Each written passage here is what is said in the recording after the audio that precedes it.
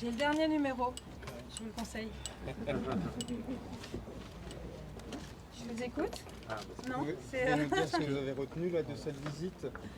Écoutez, déjà c'était une visite extrêmement importante pour moi et importante, je crois, pour chacun des acteurs du territoire et pour des élus.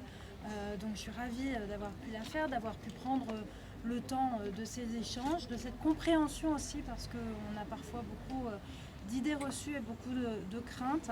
Je crois que c'est très important et on l'a tous vu, on l'a tous dit, on l'a tous entendu, de voir qu'il y a beaucoup d'évolutions très positives qui ont eu lieu ces dernières années, ces derniers mois, et que tous les acteurs aujourd'hui ont bien compris que chacun avait intérêt et qu'il était important pour l'identité de la Réunion de pouvoir favoriser, reconnaître le créole, favoriser son apprentissage, et que loin d'être un frein, ça pouvait au contraire contribuer à la réussite des élèves et à l'inclusion d'une partie de la population. On voit que 85% de la population parle créole, c'est fondamental, c'est très important, ce sont des chiffres massifs et donc il faut le prendre en compte.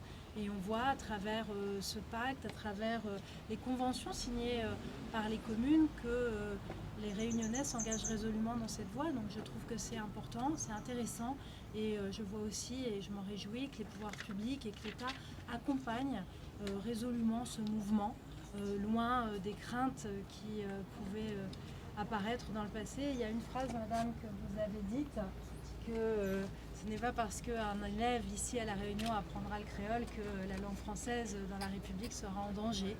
Et je crois que c'est cela qu'il faut retenir, c'est que c'est un enrichissement et ce sont des ajouts, des atouts, et non pas un rétrécissement ou une concurrence. La langue créole, combat historique, combat politique également. Comment se placer par rapport à ça quand on est à l'Assemblée nationale et que ça rappelle aussi les spécificités locales de La Réunion?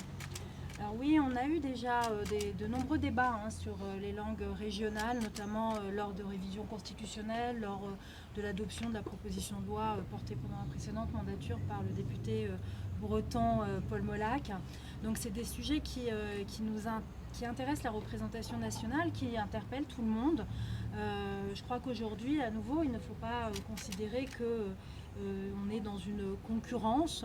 Il ne faut pas considérer que l'un menace l'autre. Au contraire, il faut qu'il y ait une pleine reconnaissance de ces langues régionales, tout en, et le rappelant, mais je pense que c'est une évidence et même la palissade, que la langue de la République est le français, mais je crois que personne ne le conteste. On n'en est plus là et c'est heureux.